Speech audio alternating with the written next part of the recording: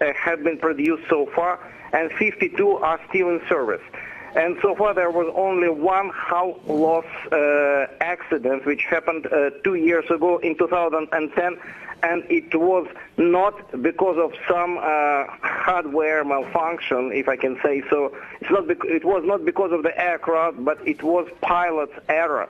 So they were using the wrong GPS. Well, they were using the GPS equipment not certified for the precision landing. So they just crashed approximately one way. So as I said, it was pilot's error.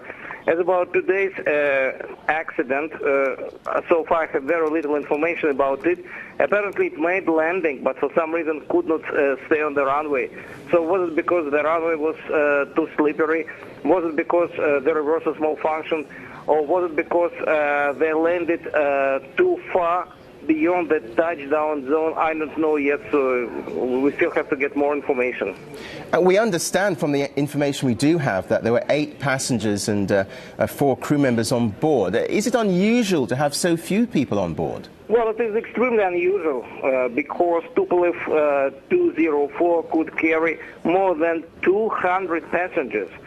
So what these 8 passengers were doing in the aircraft, so what kind of passengers were they? Were they like VIPs?